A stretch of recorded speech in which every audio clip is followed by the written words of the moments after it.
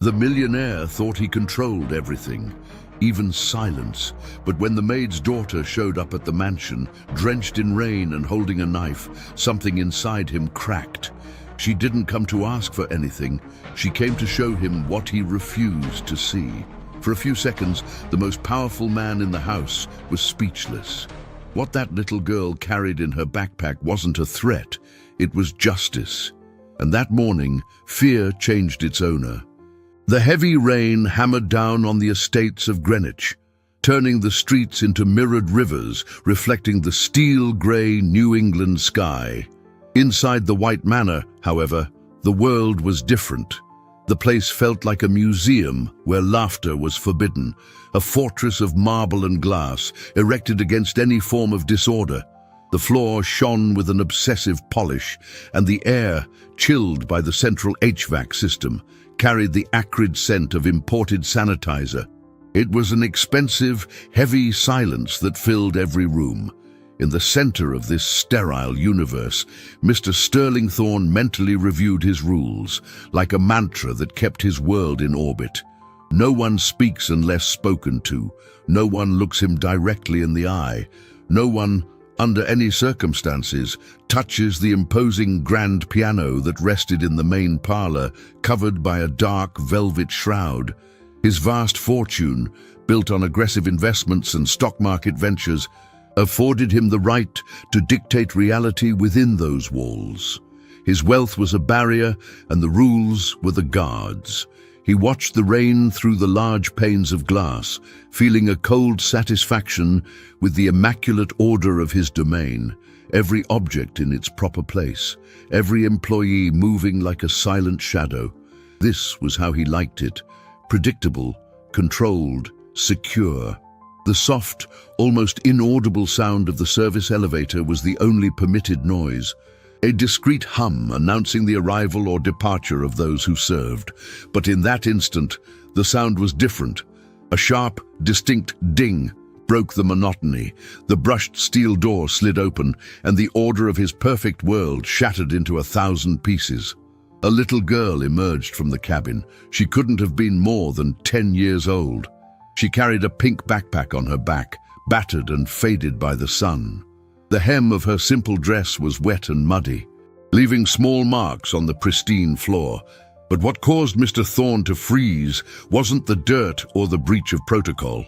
It was her gaze, a pair of brown eyes, steady and direct, that did not drop. Elena, the girl's mother and his most efficient housekeeper, emerged right behind her, her face pale with terror. "Lena, what are you doing here? I told you to wait outside," she whispered, her voice trembling, trying to pull her daughter back into the elevator. But the girl didn't move. Her feet seemed rooted to the marble. Mr. Thorne frowned, a thin wrinkle forming between his eyebrows. "What is the meaning of this interruption?" His voice cut the air, cold and precise like a surgeon's scalpel. He did not address the child, but the mother, the only presence he acknowledged there. Lena, however, answered for her. "I came to bring my mom a snack," she said, her voice low but surprisingly steady. Before anyone could react, she crouched down, unzipped her backpack and pulled something out. The first thing Elena saw was the broken wooden handle. A shiver ran down her spine. It was their kitchen vegetable knife, the blade worn down from excessive use. The glint of the metal violently contrasted with the luxurious environment. Mr. Thorne instinctively stepped back, shock written on his face for the first time in years. But what came next was even more disconcerting. From the same backpack, Lena took out an old tablet, its screen crossed by a spider web of cracks. She held it with her other hand, the knife pointed toward the floor. The device's dark screen turned toward him. The shock in the millionaire's eyes wasn't fear, but pure confusion. The knife was a symbol, he realized, not a plan. The real weapon was that broken electronic device. The girl stood up, without averting her gaze, and the silence that settled in the room was denser and more terrifying than any command he had ever given. The silence in the room was so thick it seemed to have weight, a force that pressed down on Elena's shoulders, making her shrink.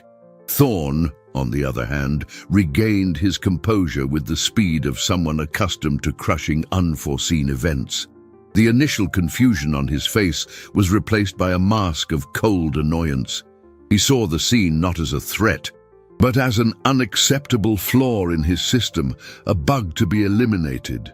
"Elena," he said, his voice low and cutting, ignoring the child as if she were a misplaced object. "Get her out of here now." He turned away, a gesture of dismissal, as if the simple act of turning his back were enough to erase the girl's existence. But Lena was not erased. Instead of retreating, she took a step forward, her small shoes making a soft, defiant scuff on the polished marble.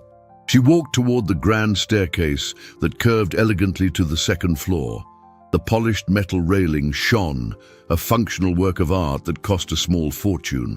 Without hesitation, with a quick and deliberate movement, Lena pressed the worn blade of the knife against the metal. The sound was small but sharp, a scratch that echoed in the silence like a scream. A thin, silvery line now marked the railing's perfect surface. Thorn spun around abruptly, his eyes fixed on the imperfection. That mark was an affront, a scar on his pristine order. He felt a wave of fury rise in his throat, but before he could verbalize it, Lena turned on the tablet. The cracked screen lit up with a bluish glow, and a soft click indicated that an audio clip was about to play. The voice that filled the parlor was unmistakable. It was Thorn's. "The ficus tree is 2 inches out of alignment. Rectify it." The phrase was banal, but the tone was glacial, devoid of any human warmth, spoken to someone who was clearly at his side, but whom he refused to look at. Elena closed her eyes, the humiliation of that moment returning in full force. Next, another audio began. This time, it was Eleanor's voice, shy and hesitant. "Mr. Thorn, excuse me, I have a really bad migraine. Could I possibly leave a few minutes early today?" There was a pause, a silence heavy with expectation, and then his reply, dry and final on no. The no hung in the air, colder and sharper than the rain outside. It was then that another figure appeared in the adjacent hallway. It was Vivian, the mansion's administrator, a middle-aged woman in an impeccable pantsuit and an eye trained to identify and neutralize problems. "What is going on here?" she asked, her voice calm, but with a steel edge. She assessed the scene in seconds. The paralyzed housekeeper, the furious employer, and the child with the knife and the tablet. She approached Lena, poorly concealing her disdain. "Little girl, this is trespassing. Your mother can be terminated for cause." Thorn gave Vivian a signal, a subtle gesture for her to resolve the situation. The script was clear: threaten, intimidate, restore order. But as Vivian reached out to take the tablet, 2 figures appeared at the other end of the parlor. They were the gardener, still wearing damp, earthy gloves, and the cook, Margarita, with a coffee stain on her apron. They said nothing. They just stopped and, breaking the most fundamental rule of the house, stood there, watching. The parlor, once a cathedral of silence, suddenly had witnesses. Vivian advanced, the sound of her heels on the marble like small hammer blows.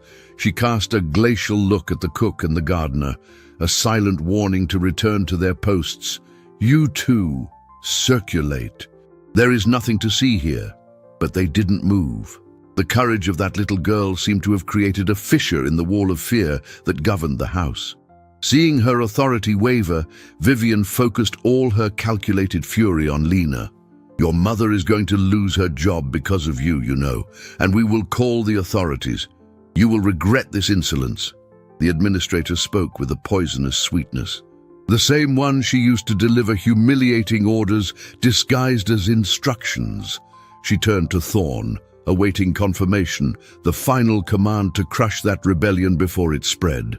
The millionaire, a man whose immense capital was built on absolute control, realized that the audience however small, changed the dynamic of the game.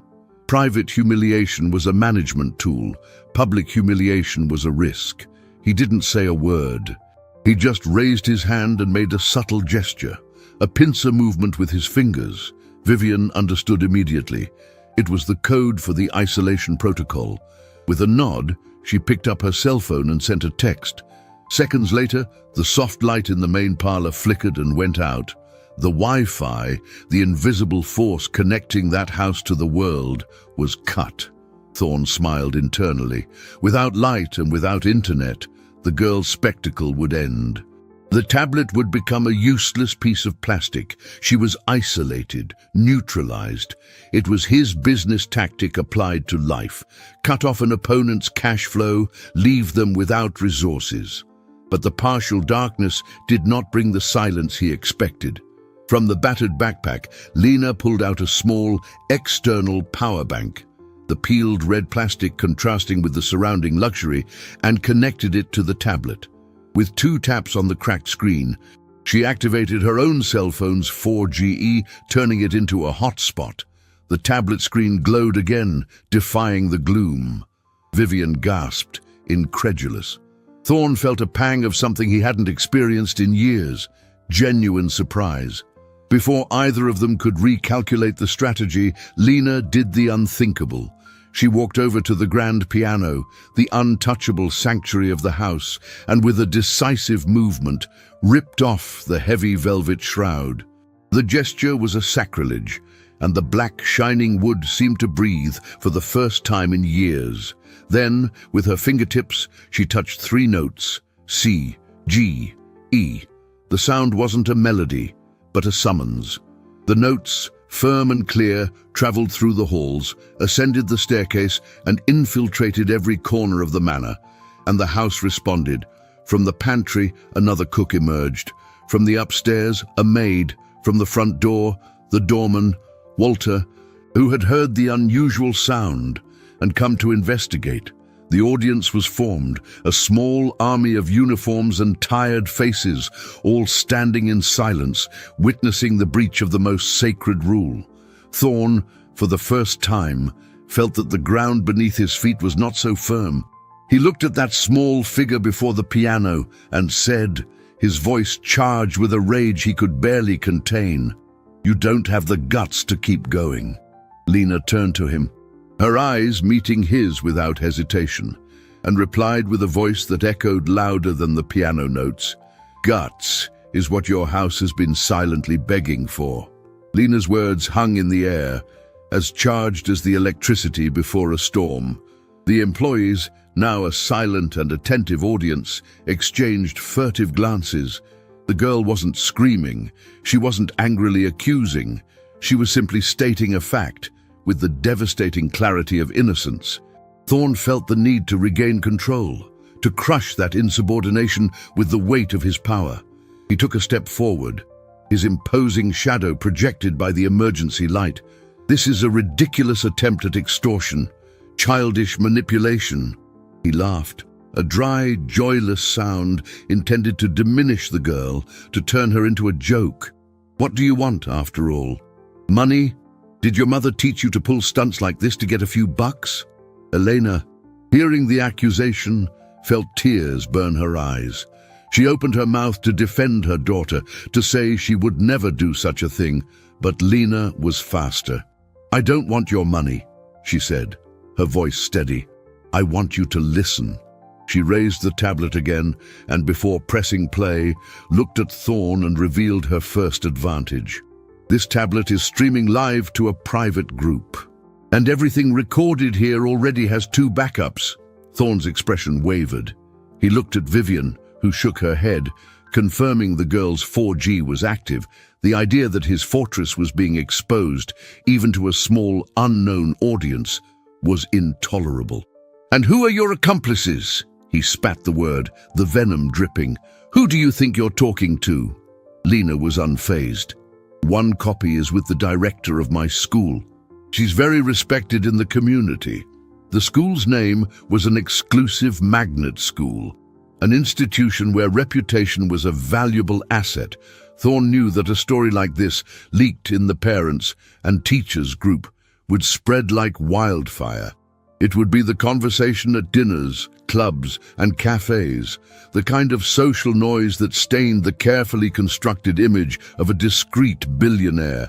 And the other copy, Vivian insisted, trying to find a weakness. Lena smiled for the first time, a minimal, almost imperceptible smile. With Mrs. Rodriguez, our neighbor. A murmur went through the group of employees. Everyone knew Mrs. Rodriguez. She was the lady who spent the day at her window, a cup of coffee in hand and an opinion about everything. She wasn't a figure of power, but her ability to spread a story was more efficient than any news agency. It was the perfect combination, the director's credibility and the neighbor's social buzz. The threat wasn't of a scandal for vengeance, it was the promise of truth for protection. For the first time in his adult life, Thorne was without a script. His mind, trained to calculate risks and predict stock market movements, couldn't process this variable. A child, with a broken kitchen knife and a cracked tablet, had surrounded his fortress, not with weapons, but with the simple and terrifying possibility of being seen. The air in the mansion, always still and cold, began to stir, heavy with tension.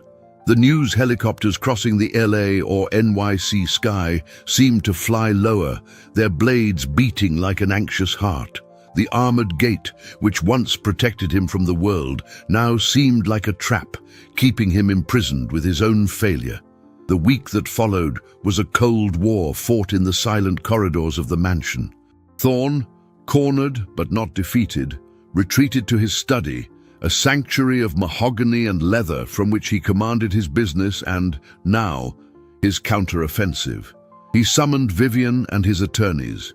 The strategy was clear: discredit the threat, portray the girl as a puppet of her greedy mother, and reaffirm his control. The first move was the drafting of an official memorandum, a cold and corporate document to be distributed internally. The carefully worded text claimed the house had been the scene of a coercion attempt by a disgruntled employee who was using her minor daughter to manipulate the situation in pursuit of financial gain. The memo concluded by stating that the third-party agency managing Elena's services had been contacted to take the appropriate measures. The message was a warning shot, not just for Elena, but for everyone else. Line up or suffer the consequences. Vivian read the document aloud in the staff lounge during the coffee break. Most of the employees lowered their heads, the fear of unemployment in a tough job market outweighing their admiration for Lena's courage. Margarita, the cook who first supported the girl, now stirred her coffee, eyes fixed on the cup. The gardener avoided Elena's gaze. Loneliness began to surround her, more oppressive than the mansion's silence. Lena, who had stayed by the gate at the request of Walter, the grey-haired doorman who watched over her with protective sympathy, sensed the change in atmosphere. She saw the fear in the eyes of the others and the anguish on her mother's face. She knew she had to act, not with more threats, but with something that spoke directly to their experience. The next morning, while Vivian gathered the team to reinforce the new communication guidelines, Lena entered the main parlor again, this time accompanied by Walter. In her hands, the tablet. Without saying a word, she pressed play. What was heard wasn't Thorne's voice, but Vivian's. It was a recording of a training meeting weeks prior. Her voice was saccharine, falsely sweet. Remember, darlings, in this house we do not question orders. We execute them with a smile. Complaints can be interpreted as insubordination, and that, unfortunately, leads to deductions.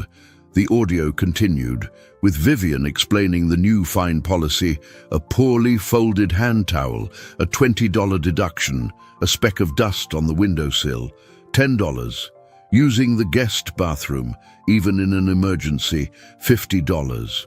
The recording was proof that the dehumanization was institutional policy, not a slip-up. The effect was immediate and seismic. Margarita, the older cook, was the first to break the silence. It's true. Last week she took money from my paycheck because Mr. Thorne's coffee was 1 degree below the optimal temperature. The gardener added, and we can't even bring a lunch from home.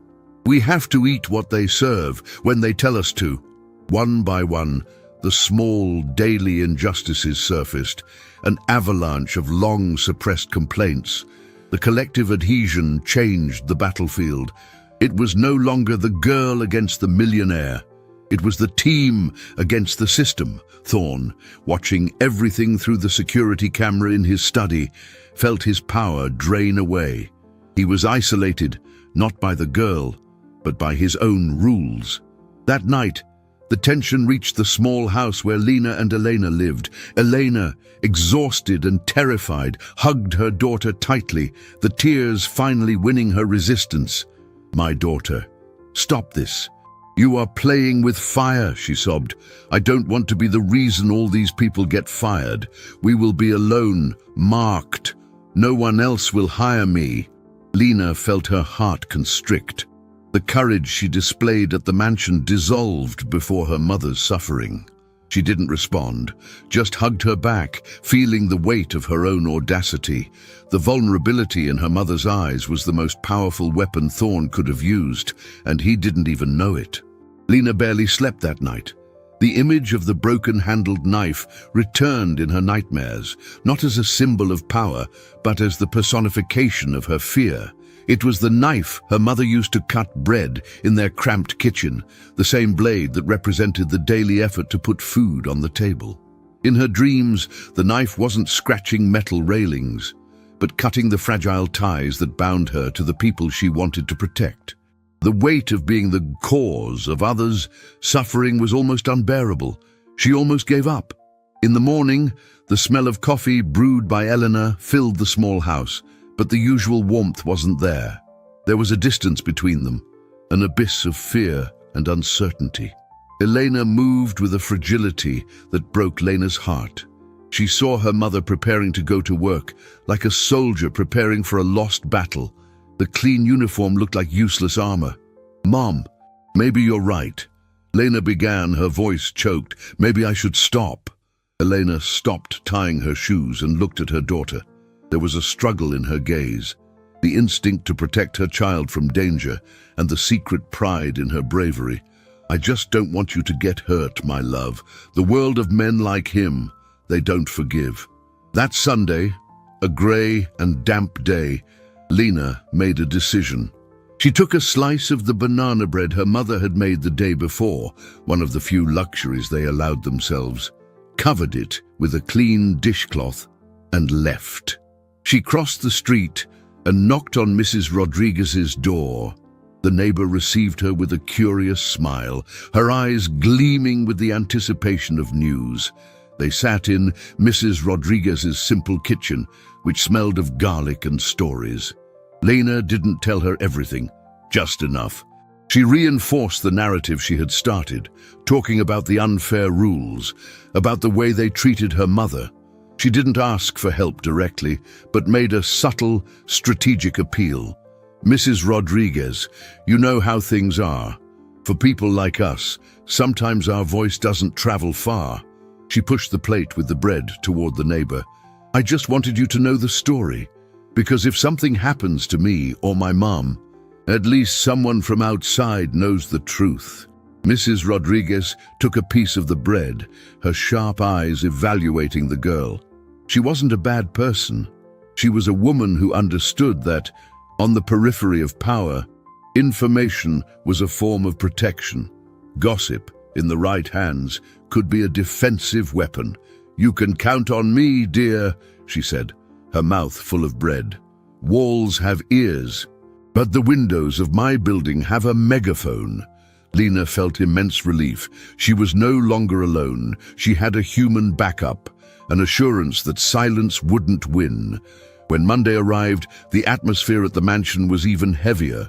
Thorne, feeling he was losing the narrative control, decided to play hardball. He instructed Vivian to formalize Elena's termination for inappropriate conduct and to apply an absurd severance penalty for breach of confidentiality. an amount that would put her in debt for years. The notification was printed on letterhead, a cold document representing her mother's financial and professional annihilation. Vivian summoned Elena to her office, the paper in hand, a triumphant smile on her lips. It was checkmate. But just as she was about to hand over the document, Lena appeared in the doorway. This time, she didn't bring the tablet, but a single sheet of paper. It was a copy of a receipt, yellowed and crumpled. Vivian looked at the crumpled paper with disdain, then at Lena, who stood in the doorway, emanating a disconcerting calm. Another trick, little girl. Your show is over. Your mother is fired. Elena, next to Vivian's desk, felt the floor disappear beneath her feet. The final humiliation, the complete defeat. She closed her eyes, preparing for the blow. But Lena's voice cut the air, clear and precise. This is the receipt for the Chinese vase my mother accidentally broke 3 months ago. Vivian frowned, confused. What does that have to do with anything? She broke it. She paid for it. It was deducted in 6 installments from her salary. That's the rule. It's the rule, Lena repeated, entering the room. She placed the receipt on the desk, next to the termination letter. But what the rule doesn't mention is what happened that same afternoon. She took her cell phone out of her pocket, a simple device, different from the tablet. She opened the gallery and showed a short video, discreetly recorded by another employee. The image trembled slightly, but it was clear. It showed a small leak in the library ceiling, water dripping dangerously close to a valuable painting. The camera then moved to show Elena, who, realizing the danger, had dragged a heavy piece of furniture underneath the drip, protecting the artwork that was worth more than she would earn in her entire life. The video ended with Vivian entering the room, looking at the leak with annoyance, completely ignoring Elena's effort and only saying, "Don't forget to bring me the report on the broken vase." Lena turned off the phone. The silence in the room was deafening. The impact of the revelation was not legal, but moral. It became clear to everyone that the rigidity in the mansion wasn't about order or discipline. It was about the systematic annulment of any act of humanity. Punishment was recorded and collected. Merit was ignored and forgotten. The narrative of insubordinate employee began to collapse, replaced by that of exploited employee. It was then that something unexpected happened. Eleanor, who until that moment had been a passive figure, paralyzed by fear, raised her head. The sight of the video, the memory of that day, awakened something within her.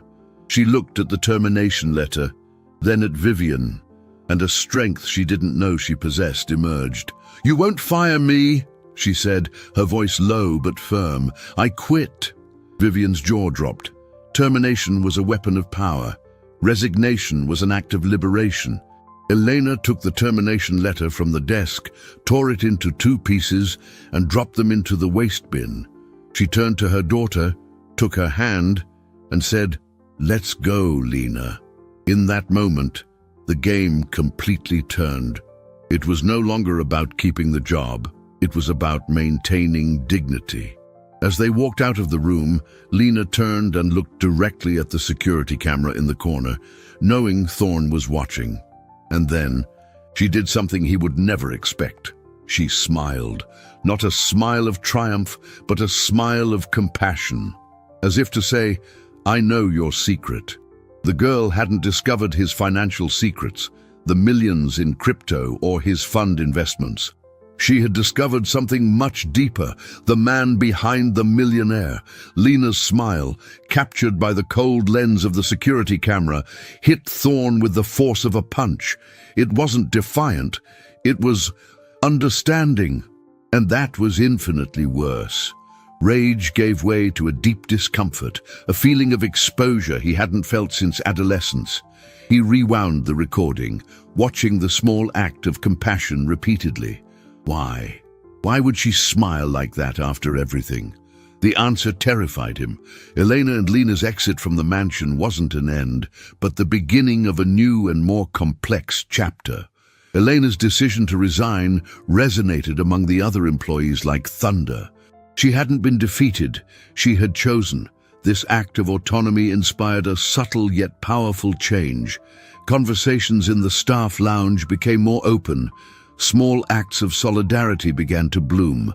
Margarita started saving an extra portion of lunch for Walter, the doorman, who couldn't always take his break. The gardener began leaving flowers discreetly in the service area, a touch of color in a gray environment. The house was still silent, but now it was a silence of observation, not of submission. Thorne felt this change. He saw it in the gestures, in the looks that no longer quickly averted. His authority, once absolute, was now quietly questioned. He tried to reaffirm it, tightening the rules, instructing Vivian to be even more vigilant, but it was like trying to hold sand in his hands. The tighter he squeezed, the more control slipped away. It was then that he discovered the source of Lena's confidence, what fueled her strange compassion. During a tense conversation with the head house manager, a woman who had worked for his family for decades, she let slip, in a moment of frustration, "Sir, you are acting exactly the way your father acted toward you when you missed notes on the piano." The phrase hit him like lightning. He remembered the piano lessons, his father standing beside him, his face a mask of disapproval with every wrong note, the public humiliation in front of guests, the cousins' laughter, his father's order that he never play again so as not to embarrass the family name. The piano, covered and silent, wasn't a luxury decor item. It was a monument to his shame, the obsession with control, the fear of exposure, the detachment from any human bond. It all clicked. He built that fortress of rules not to keep others out, but to keep his own fear locked inside. And somehow, that girl, she knew. She hadn't discovered it through investigation, but through observation, through empathy. She listened to the house manager, connected the dots with the silent piano and the pathological rigidity, and understood. Lena didn't use this information as a weapon to destroy him, which made her even more dangerous. She was using it as a mirror. On a rainy afternoon, he saw her across the street, in front of the mansion gate, standing under a small umbrella. She wasn't carrying the tablet, she wasn't making threats, she was just looking at the house. He felt an irrational impulse to go out there, to ask what she wanted, but fear paralyzed him. The fear of being seen, and in that moment he heard her voice in his head, as clear as if she were beside him. You turned the fear of being ridiculed into the fear of looking at another person. The phrase broke him inside, cracking decades of carefully constructed defenses. The crack in Thorne's armor deepened. He began to see his father's reflection in his own actions, in the way his voice turned glacial when giving an order, in the way he avoided eye contact to maintain a distance of power. The mansion, once a symbol of his wealth and success, now seemed like a prison he had built himself, brick by brick of fear and solitude. His fortune in dollars and euros, the profits from his businesses, the net worth that put him on billionaire lists, all seemed hollow, unable to fill the void his self-perception had created. He tried one last move, a desperate attempt to regain control. One night, when the tension in the house was palpable, he gave the order, cut the main power, not just the parlor lights, but everything. The house plunged into complete gloom, illuminated only by distant emergency lights and the city's glow through the windows. It was a demonstration of brute force. If he couldn't control the people, he would control the environment. His employees would have to stop, stand motionless in the dark, waiting for him, the owner of everything, to return the light. But Lena, even from outside, had anticipated the move. She was connected not only by 4G, but by a newly formed network of solidarity, Walter, the doorman, who had witnessed years of small cruelties, was now her ally. Seeing the lights go out, he received a simple message from Lena. "Now, Walter." With silent resolve, Walter pressed the button that opened the large front gate. The slow and majestic movement of the armored gate opening, not to let a luxury car in, but to let humanity out, was an act of silent rebellion. Across the street, Lena was waiting. She wasn't alone. Margarita, the cook, had left earlier and was with her. The gardener, who had finished his shift, also joined them. When the employees inside the house, confused by the darkness, were informed by Walter that the gate was open, they began to leave, one by one. They gathered on the covered sidewalk in front of the mansion, under the portico. The fine rain created a soft mist, and neighbors, walking their dogs under umbrellas, slowed their pace, curious about the unusual congregation. The street, a public space, became the stage. Lena, with her cell phone, began showing the library video, not to an anonymous internet audience, but to the small community forming there. She narrated the story, not with anger, but with calm sadness, explaining the fines, the rules, the imposed silence. Thorne watched from the darkened windows of the second floor. The scene was his worst nightmare coming true. The fight was no longer an internal problem, a hallway conflict to be muffled. It was a public conversation about respect, happening on his own sidewalk.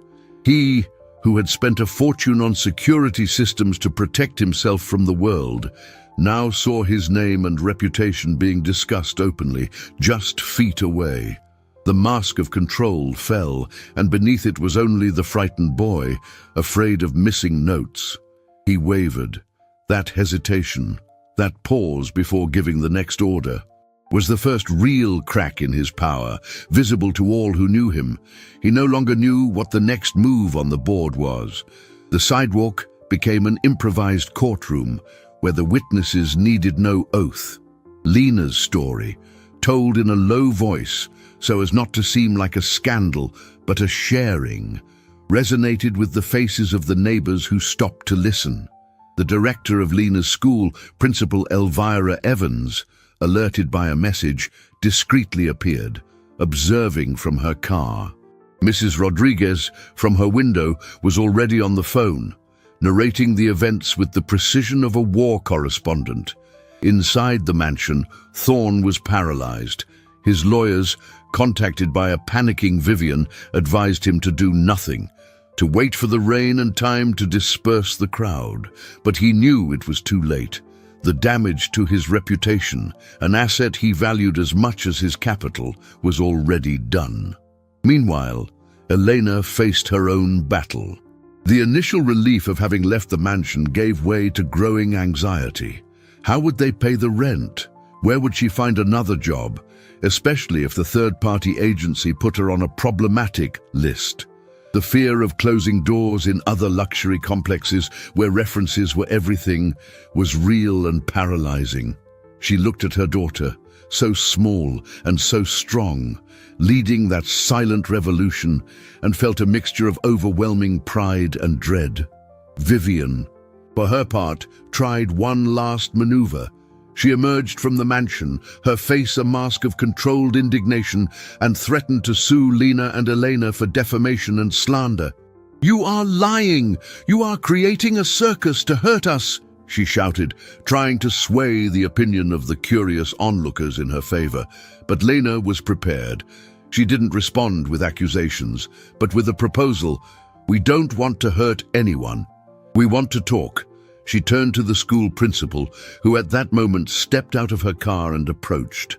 "Principal Evans, would you agree to mediate a conversation so we can find a fair solution for everyone?" Principal Evans' presence, a respected and neutral figure, changed the tone of the situation. It was no longer a street brawl, but the potential start of a negotiation. She agreed, with a serious nod. Lena then addressed, not Vivian, but the camera she knew was recording everything from Thorne's study. She presented her objectives, clear and concise. They were not demands, but a path to peace. First, a public apology to her mother and the team, acknowledging the unfair treatment. Second, a new contract for everyone, without the abusive clauses and fines. Third, respect for the team's dignity, with the creation of a channel for dialogue. And finally, an educational opportunity, not just for her, but for anyone on the team who wanted it. As a form of redress, she offered Thorne a dignified exit, the chance to turn the crisis into an opportunity for reform, to be seen not as the villain, but as someone who knew how to listen and change. It was a master move, taking away his option for aggression and placing him before a moral choice. The pressure from Elena's colleagues, who feared that a possible delay in wages might make them retract their support, was a real obstacle. The possibility that the principal might succumb to pressure from wealthy parents who might be friends of Thorne was also present. But Lena had planted her seeds in fertile ground, betting on the strength of truth and the decency of people. The ball was, undeniably, in the Millionaire's court. The following days were marked by a tense calm. The mediation proposal hung over the mansion like the fine drizzle that insisted on falling over Greenwich. Thorne locked himself in his study, the outside world reduced to screens displaying stock market charts and crypto quotes. He tried to immerse himself in the cold logic of numbers, in the risk and profitability calculations of his investments, but the human logic, unpredictable and emotional, invaded his thoughts. His lawyers advised him to accept the mediation, but to negotiate fiercely, yielding as little as possible to contain the image damage. For them, it was a matter of liability control, of managing a crisis, but for Thorne, it was something deeper. It was the first time his vast wealth could not buy the solution. He couldn't issue an order, sign a check, or move a stock to resolve it. The solution required something he had spent his entire life avoiding: vulnerability. Elena and Lena also lived days of uncertainty. Elena's courage on the day of the resignation was real, but the bills at the end of the month were too. To sustain themselves, Lena began selling the banana bread her mother made at school. The cake, once a symbol of affection, became a small business, a form of cash flow to secure the basics. The community's solidarity, however, embraced them. Margarita, the cook, always found a way to deliver a container of lunch to them. Walter, the doorman, stopped by their house after his shift, just to have a coffee and ensure they were okay. They were small gestures, but they built an emotional safety net much stronger than any inheritance. The mediation was scheduled for Friday, exactly 2 weeks after Lena's arrival at the mansion. The location chosen was the house library, neutral territory, yet still under Thorne's roof. Principal Evans would preside over the meeting. On one side of the large mahogany table sat Thorne, Vivian, and one of his attorneys. On the other, Eleanor, Lena, and, to everyone's surprise, Margarita and Walter, representing the team. The tension in the room was almost physical. Thorne began speaking, his voice controlled, reading a prepared statement that spoke of misunderstandings and communication failures.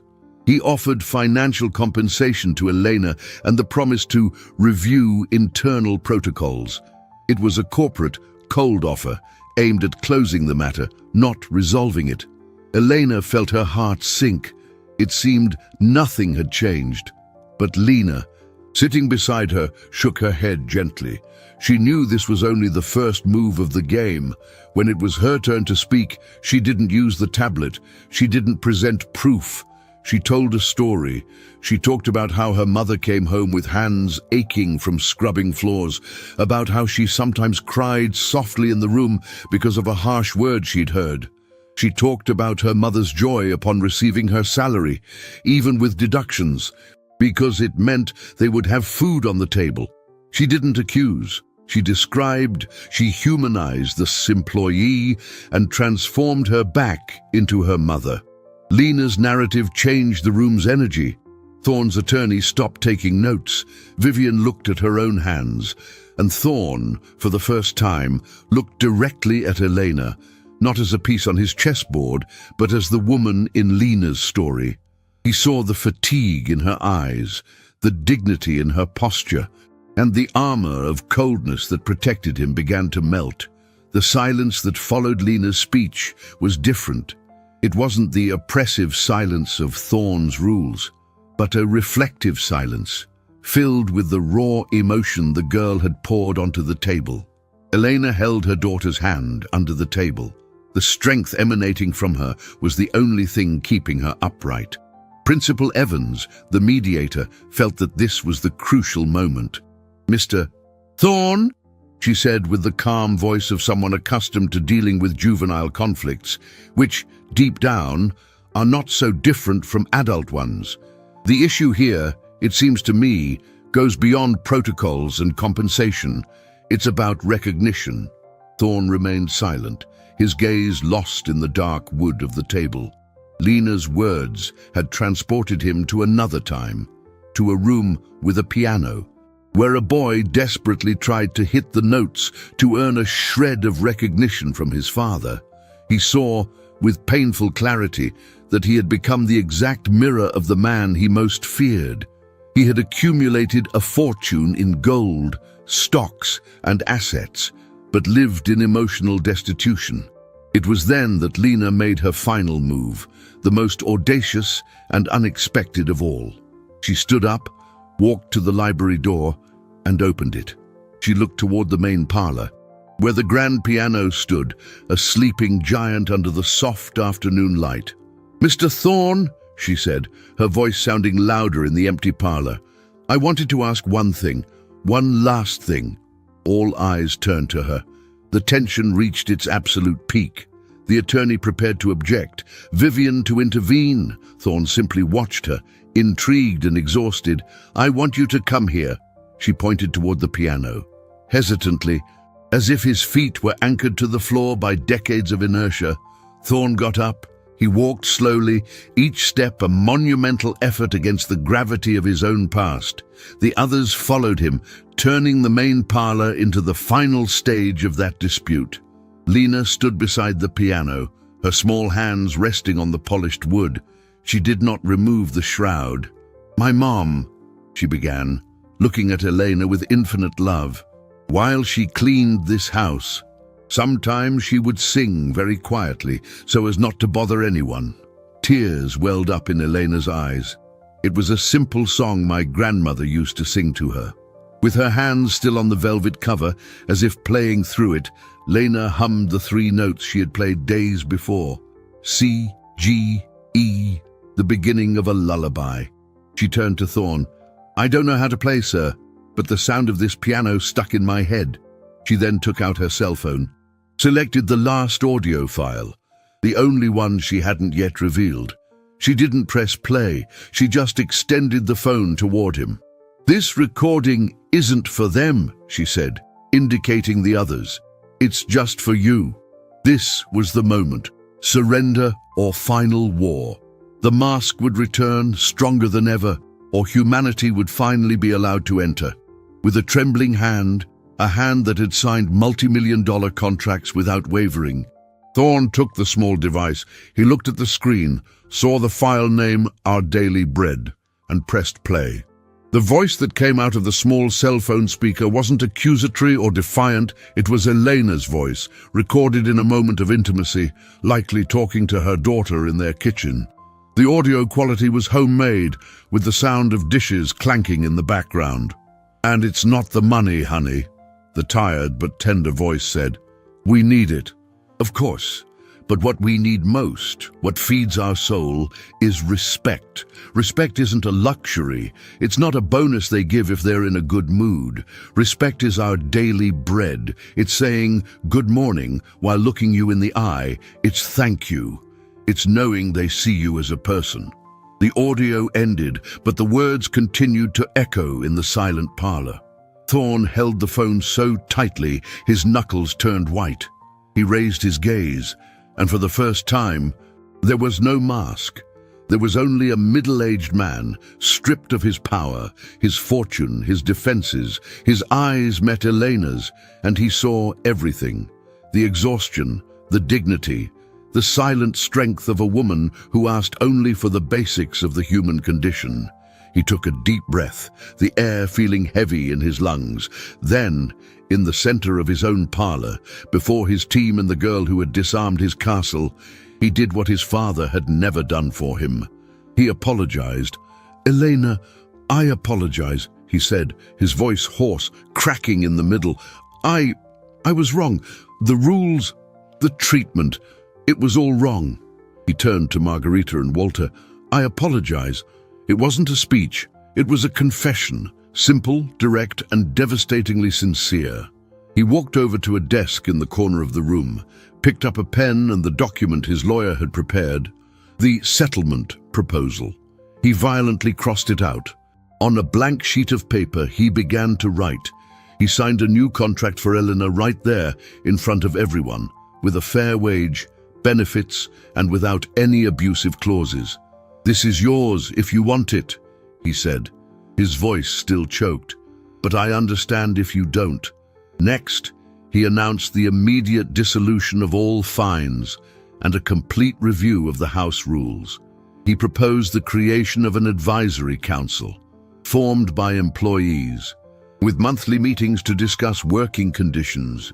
"Your voice will be heard," he promised. Finally, he looked at Lena. "And for you, I want to offer a full scholarship at the school of your choice through university. It's not charity," he quickly added, seeing the girl frown. "It's redress. It's the interest on the debt of respect I owe your mother."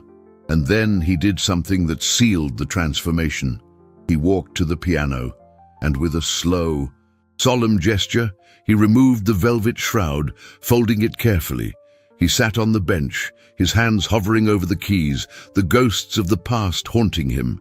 He played a note, wrong. He hesitated, but then he looked at Lena and Elena and played again, C, G, E, out of tune, hesitant, but real. "I'm going to schedule lessons," he said, more to himself than to the others. "Open to anyone who wants to learn." The house, once a mausoleum, breathed. Justice, which sometimes arrives late, had come. Lena's victory had a complex flavor, a mix of relief and melancholy.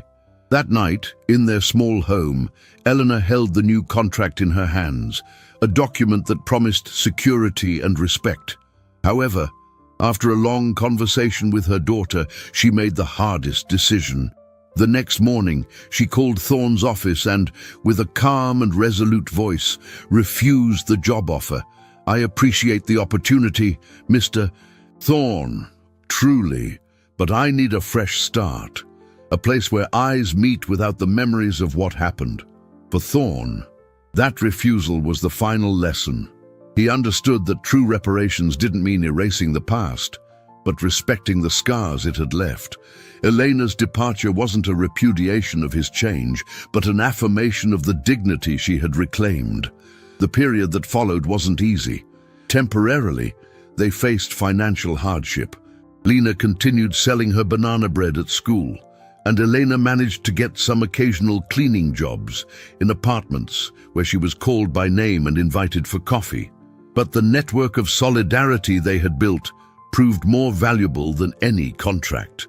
Margarita, now a member of the mansion's new advisory council, referred Elena to a smaller family, a couple of professors who valued the human connection as much as cleanliness. Walter became a family friend, regularly stopping by to chat, and Principal Evans managed to secure Lena a spot in a community music program, financed by an anonymous fund she suspected originated from the Greenwich Mansion. In the White House, the change was slow but real. Thorne implemented everything he promised with the careful monitoring of the council. He learned to say, "Good morning," looking people in the eye, and to listen more than talk. The piano, once a grave of painful memories, became the heart of the house, with weekly lessons taught by a local teacher, attended by anyone who wished to learn. Sometimes, Thorne himself sat down to learn, his notes still hesitant, but filled with a new intention. Months later, Vivian, who had been removed from her previous duties, sought out Elena. She apologized, privately and genuinely. She confessed that the mansion's rules had turned her into someone she no longer recognized. The broken-handled knife returned to the kitchen drawer, no longer a symbol of confrontation, but a reminder that courage often arises from necessity. The cracked tablet was stored away, a testament that the truth, even spoken by a small voice, has the power to disarm fortresses. Lena never forgot what she learned, that justice is not about vengeance, but about restoration, and that the sound of 3 simple notes can be more powerful than all the money in the world. The summer rain continued to fall over the city, but now, when the puddles reflected the skyscrapers, they also reflected the image of a girl who taught a billionaire that the greatest asset of all is humanity. And that was a lesson whose profit could not be measured in dollars, but in dignity,